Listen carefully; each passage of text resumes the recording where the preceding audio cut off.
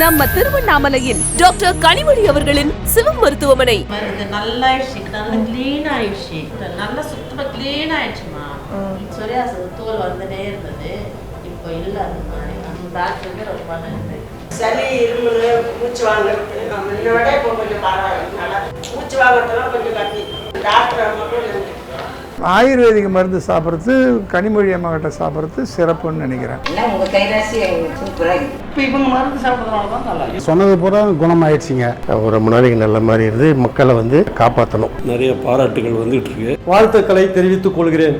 இது மாதிரி மருத்துவர் கிடைக்கிறது அரிது.